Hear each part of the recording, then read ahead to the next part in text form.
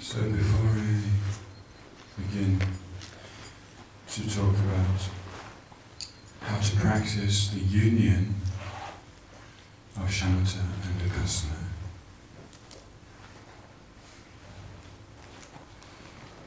which is, the union is the Mahamudra.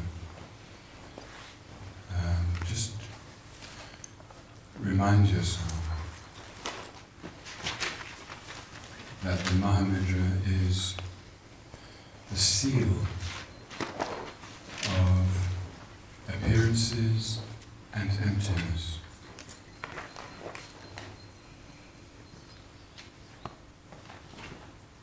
Whatever is appearing to your mind at any moment of day and night has the nature of emptiness. Let's just remember what that means.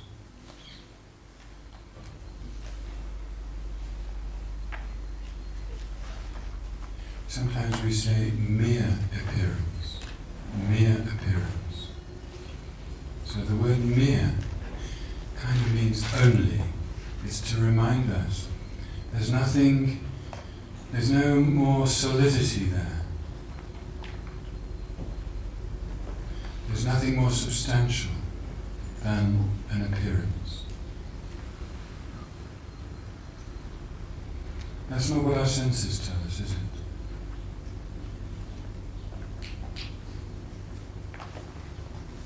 Our senses work together to make us feel that everything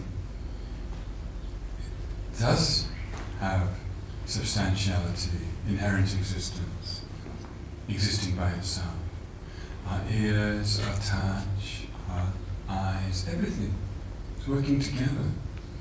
And then our mind, which is completely deluded, colludes, that means joins forces with the senses to say, yes, it exists by itself.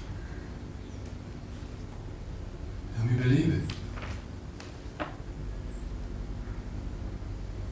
You know, they sometimes say nowadays we're living in a time of post-truth. We are post-truth already. Every moment we believe in a lie. The lie that things exist independently. It's not true.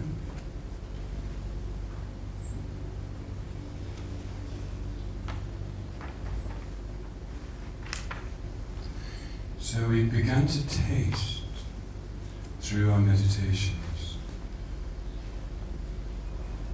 Just taste a little bit, like a touch of the flavor of going beyond such grasping, such misunderstanding.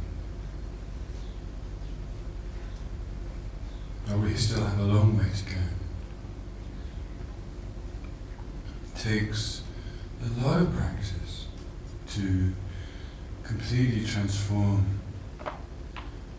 our way of experiencing everything, completely transform it.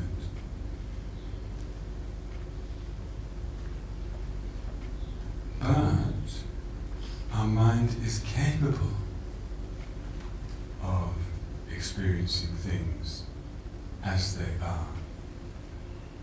There's nothing wrong with our mind fundamentally. We have clarity and awareness.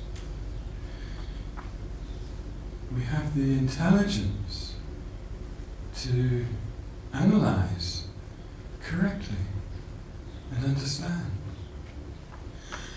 And also, due to the benefit of our human body, which, as I said, I feel may be designed for meditation, we can integrate our awareness with reality and completely transform the way we experience things. This is called becoming an Arya being, a noble one, who has gone beyond and who is a member of the Sangha in the strict sense of the term. You may use the term Sangha sometimes to describe a group like this. That's fine, but it's just colloquial, because the actual Sangha is the Arya beings who have directly realized emptiness, non-conceptually, and who therefore are capable of sharing something authentic. We can become such Sangha. We have the potential here. We don't have to go for an operation or take a drug. We don't. We just have to do the work of the practice. First the study, then the reflection, and then the meditation.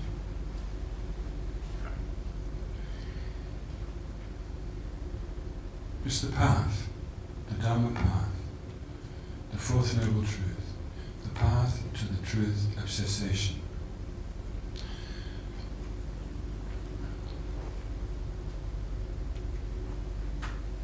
And I have a sense that everybody in this room is actually already committed to that path, to quite a degree. Of course, we all have some misunderstanding yet to clarify things.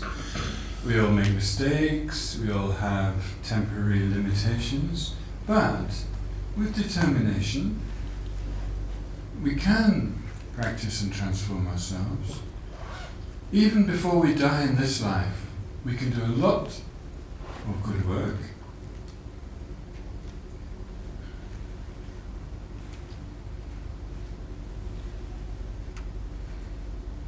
Then our lives become worthwhile, not just for oneself, but as a contribution to our society and our world, where everybody needs this wisdom.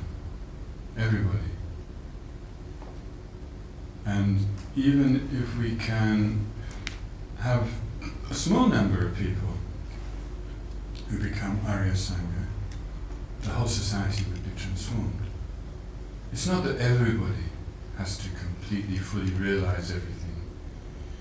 It just needs a number of people who then exercise a kind of influence. Invisible influence, actually, probably. They had some kind of situation like that in Tibet before the Chinese invasion, and probably still in some Himalayan areas, to some extent. There are ordinary people who don't study anything and really don't understand some of these points. They would wonder what was happening if they attended this program. Nevertheless, the way they live their life is pretty much in accordance with the Dharma. So this can happen. This is a transformative influence on a society. So we should be brave and determined, courageous, stick with it, and do our best, make our small contribution to a better world. That's really, I guess that's why we're here, actually. Sometimes we wonder, why am I here? This was my luck.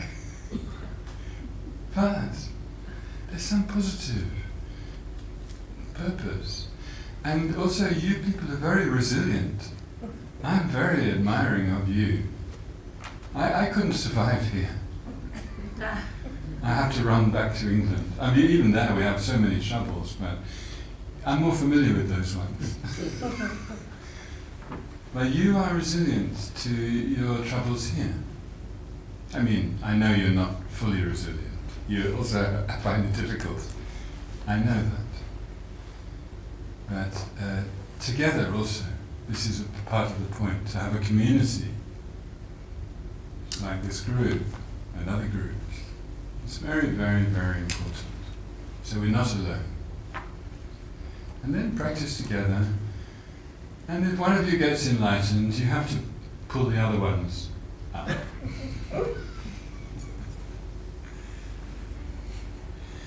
Okay. Now, union of shamatha and vipassana. Before lunch, we were practicing alternating. Let's just remember what we mean by these two terms. So shamatha is concentration. Maybe it's easier to say concentration, actually. It just means single-pointed concentration on the object. Just holding the object as clearly and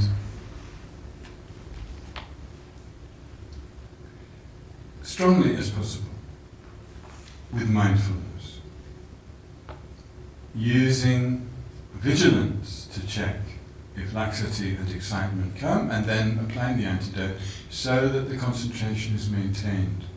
And being quite strict. Even subtle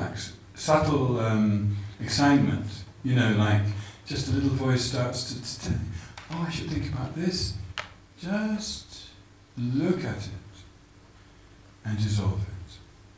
So that's the practice of shamatha, or calm abiding. Then alternating with vipassana. Vipassana, sometimes we can call it insight. That's a common translation. Also special insight or investigation, analysis. It's investigating how things actually exist. Investigating to understand reality. That's the meaning of vipassana. And it depends on shamatha, because if you don't have the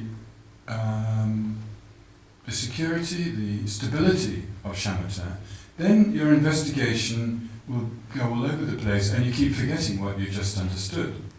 But like the fish in the clear lake of shamatha, investigating, that is how your mind should be during the analysis. So already we're bringing the two into some kind of harmony. The shamatha is like the clear lake, which is still. The water is pure, clear, and still. And the fish of analysis is moving in the water, very delicately, very intelligently, but very lightly. It's not making waves. This is the problem. Once you begin to investigate, you can lose the shamatha. So that's why for a long time we have to practice alternating. As soon as we lose the shamatha with the analysis, then we have to go back to shamatha in order to stabilize on what we understood, stabilize more. Now what will happen is, with the stability, you will discover that your mind is beginning to grasp at the object. The very emptiness that you're meditating on will start to become more and more real, as if it exists by itself. You will feel, oh, this is emptiness. Wow. Something, I'm exaggerating, but some feeling about having achieved something.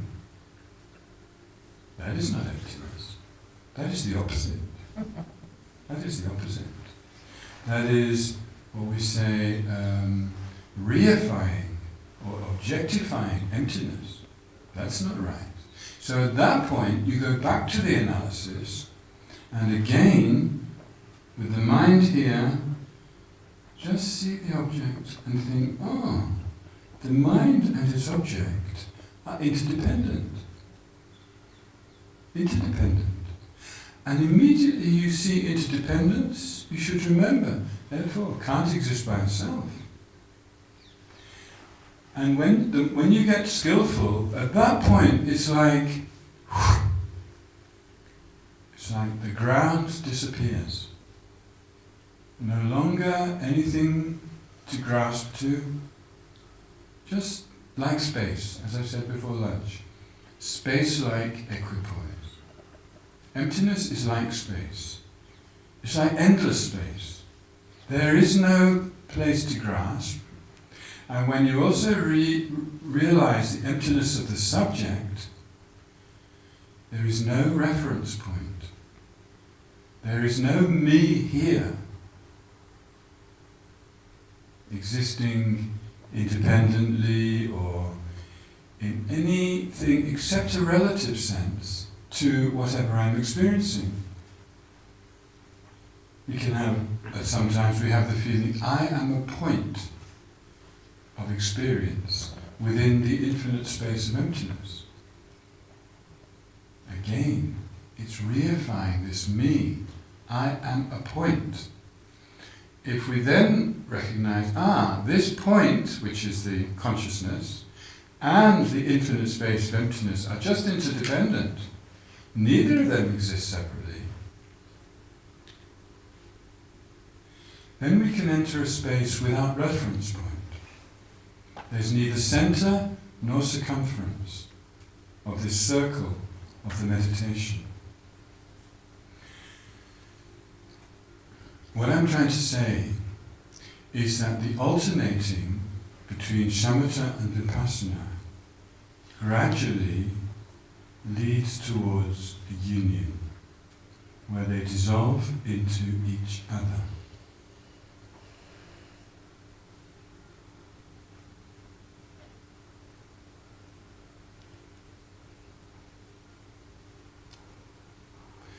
And one very important statement I found in Lama Tsongkhapa's description of the union of shamatha and vipassana is that as you approach the union, the more you practice shamatha, the clearer the emptiness becomes.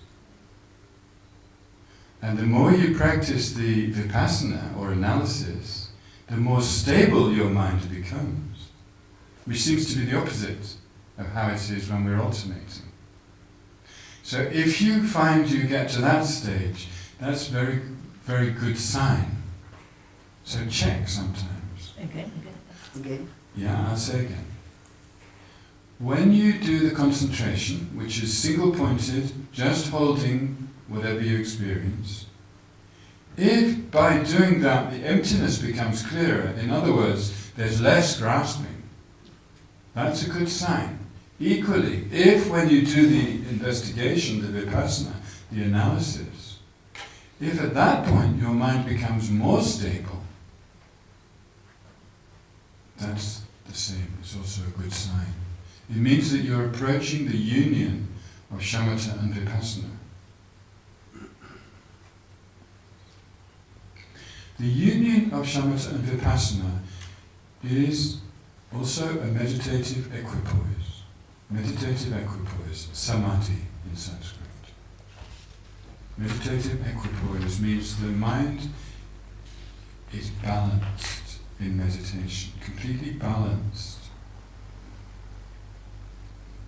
And in this case, in the Mahamudra, where the subject is the mind and the object is emptiness, this meditative equipoise is utterly transformational.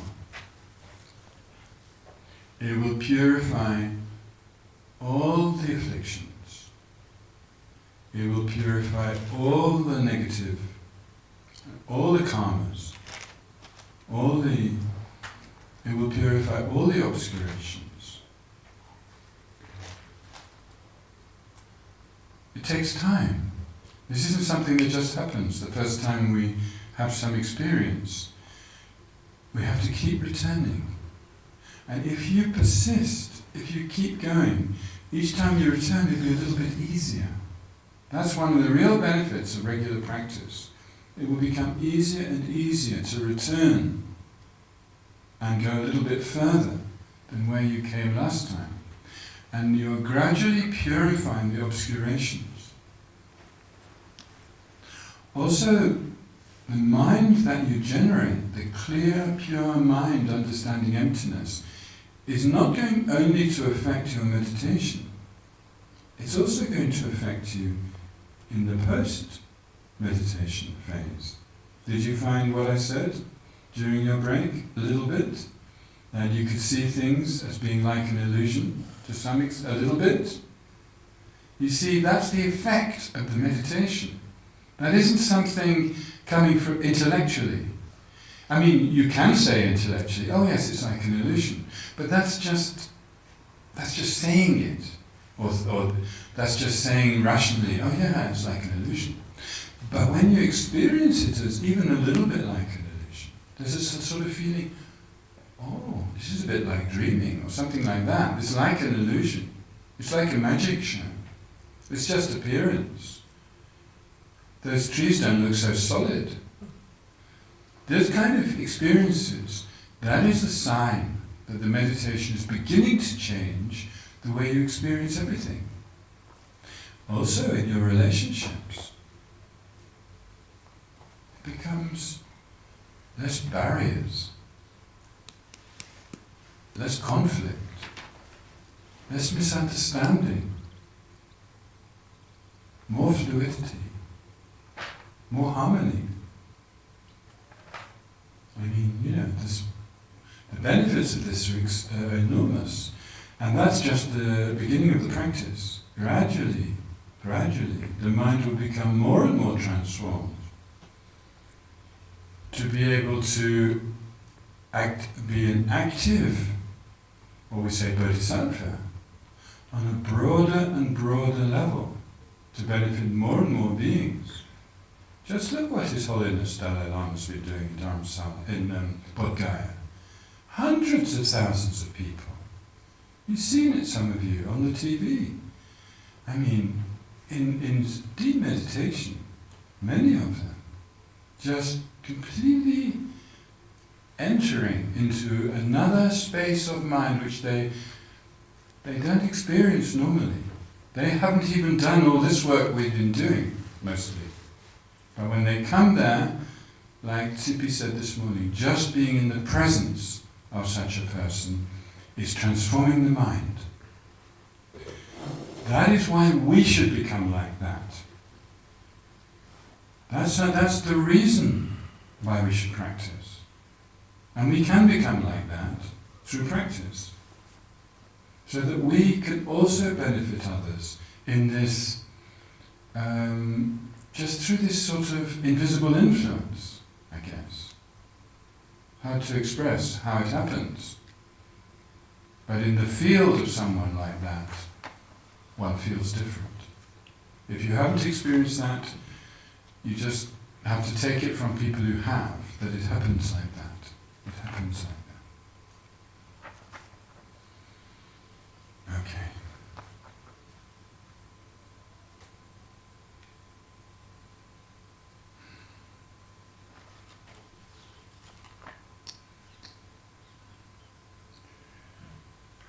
Would you like to meditate now on what we've been talking about?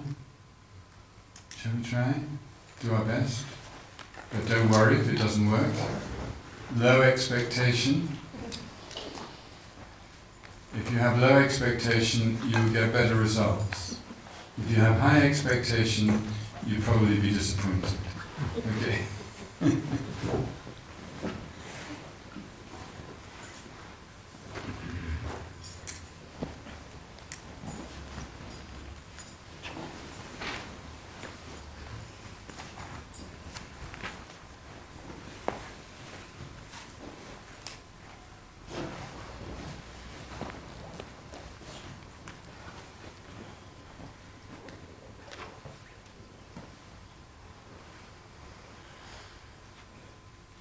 So begin by bringing your mind and body here, at this place, on this seat, right now.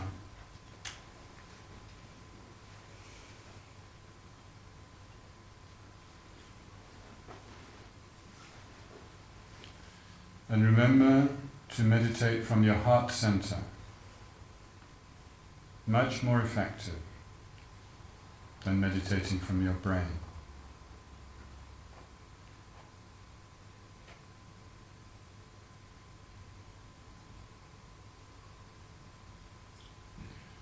So begin by being at your heart center. surrounded in all directions by your body, by this room, by this village, and so forth.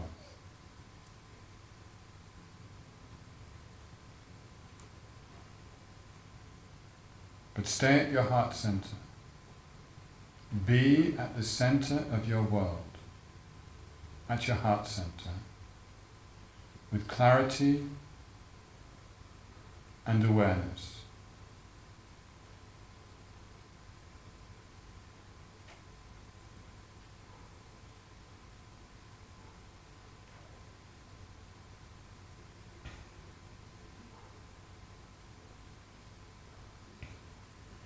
And whatever appears to your mind has the nature of clarity and awareness.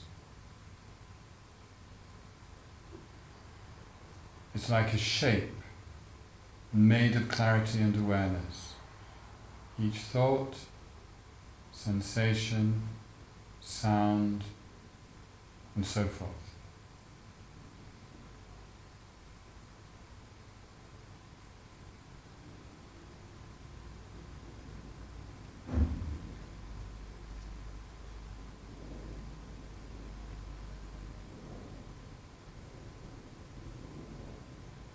Nothing in your mind goes beyond clarity and awareness. All the appearances of our whole life are simply manifestations of clarity and awareness.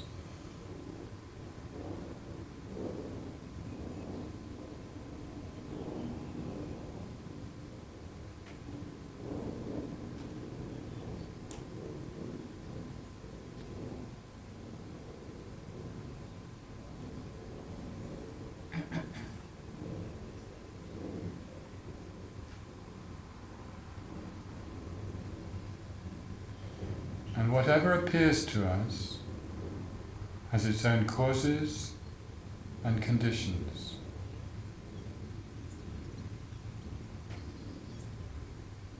It has its own parts,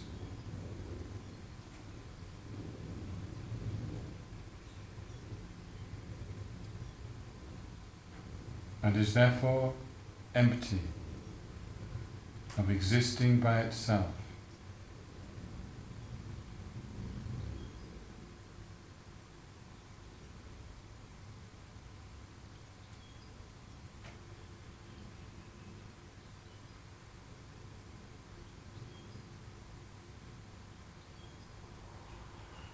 And the one experiencing this, the subjective mind, is simply interdependent with the appearances.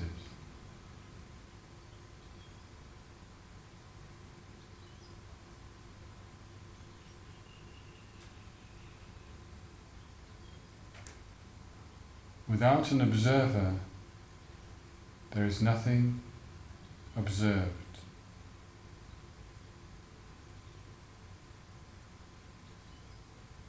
Unless there is something observed, there is no observer.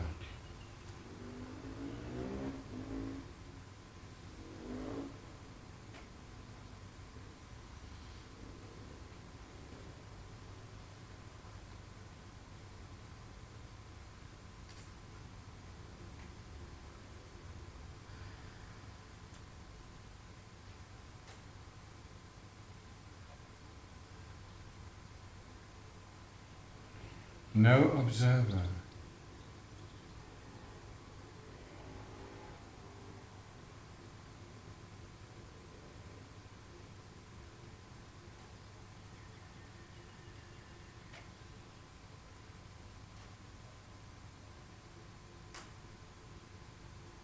Emptiness of the mind.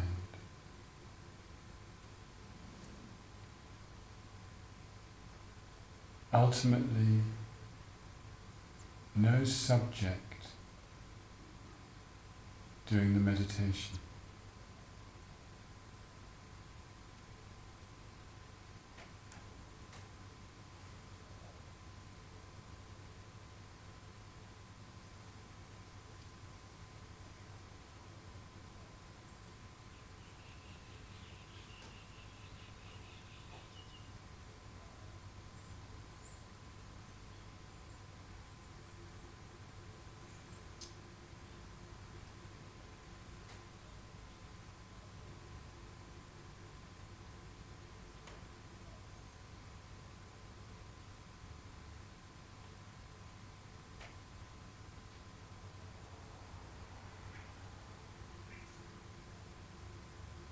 just be the space of no inherently existing subject of our experience.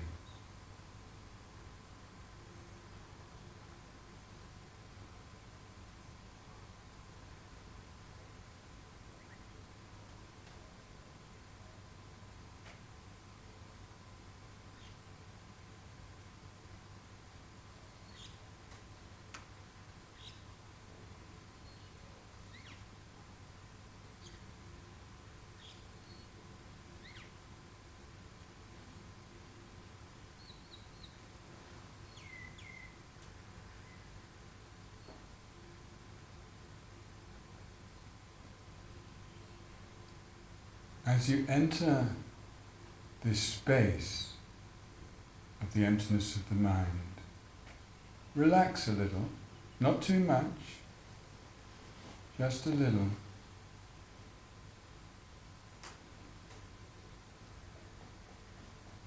Comfortably be the emptiness of the mind.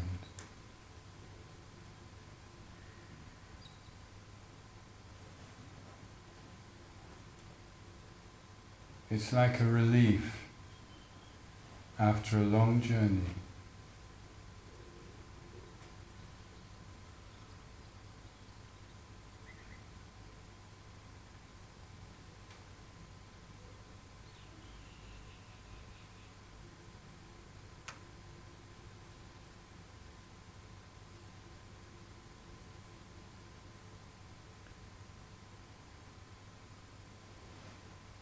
It's like coming home to emptiness,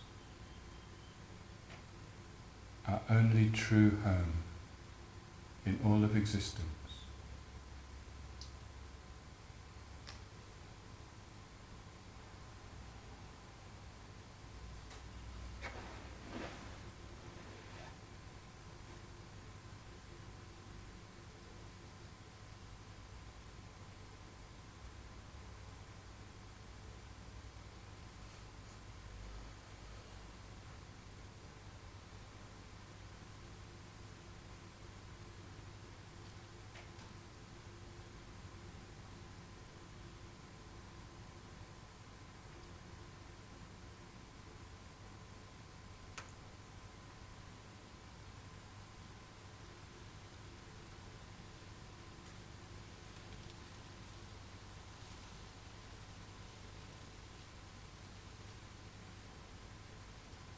Is the concentration good? Relatively free from excitement and laxity?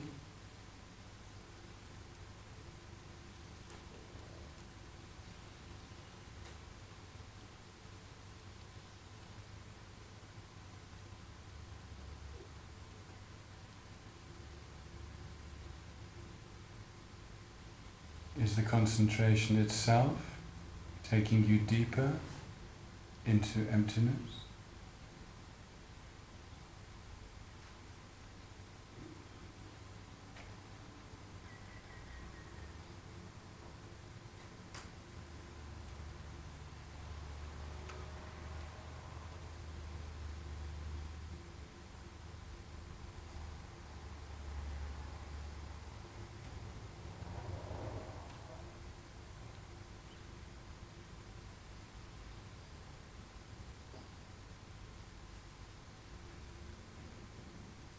Now a little analysis.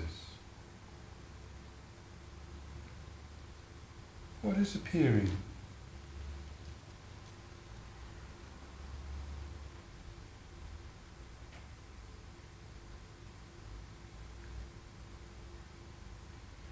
Whatever it is, check.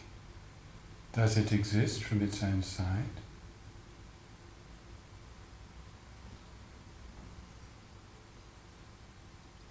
Or does it depend on its own courses?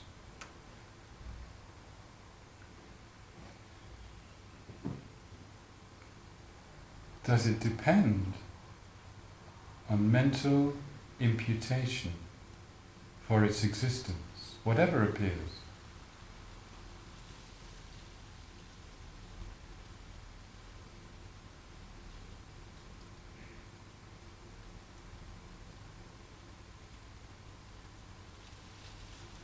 And when you see that it is dependent,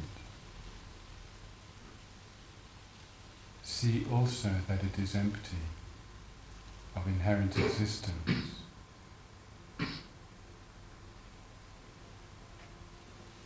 Whatever appears,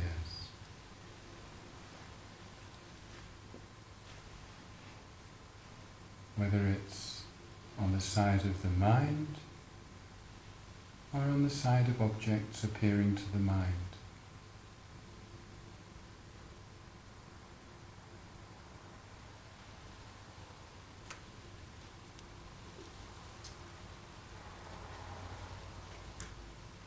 In emptiness, there are no two sides.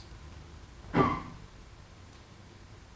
emptiness, subject and object are one taste.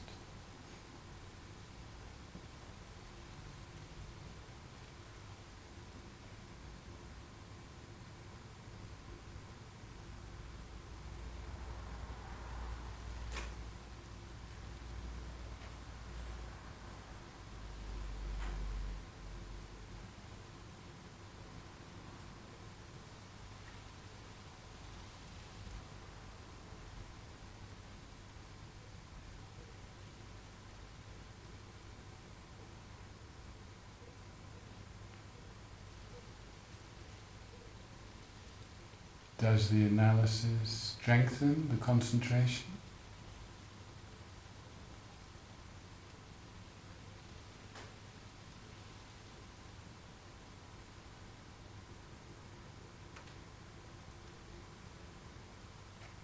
Does the mind become more stable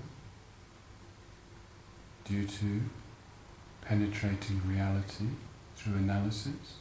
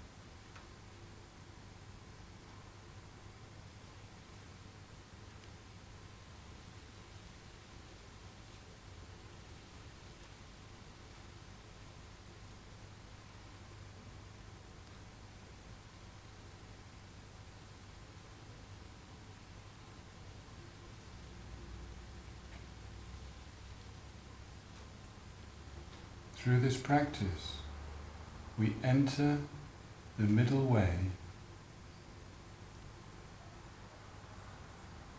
neither absolutism nor nihilism. The middle way free from extremes.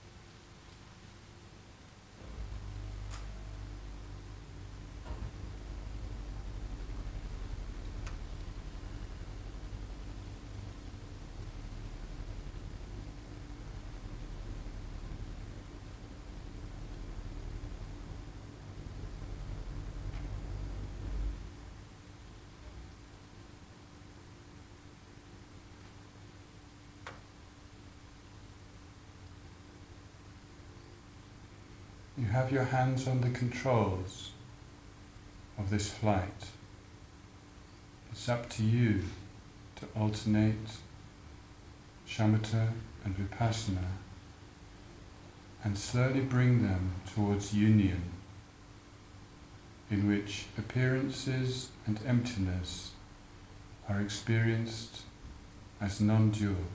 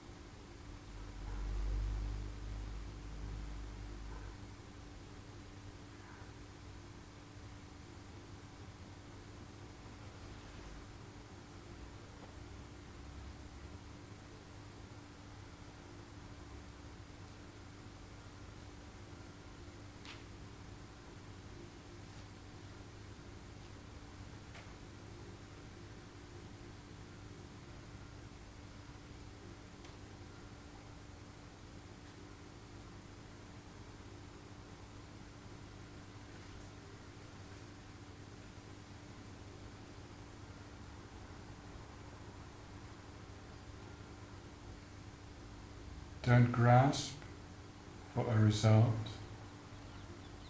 Be gentle with your body and mind. Gradually enter more and more deeply into the Mahamudra.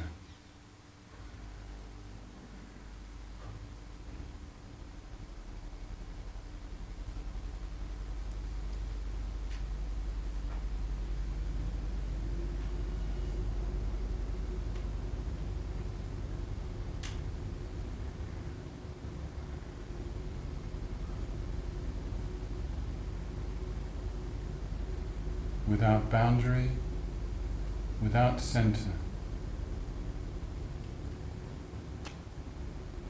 No reference point.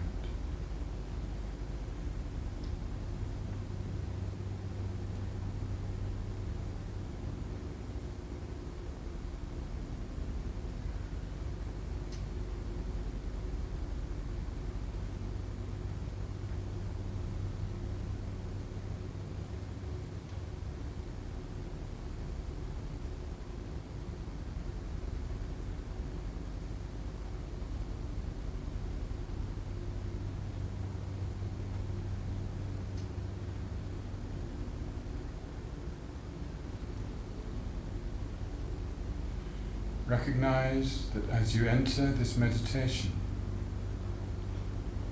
any separation between your mind and the mind of the Buddhas and your own gurus, any separation dissolves.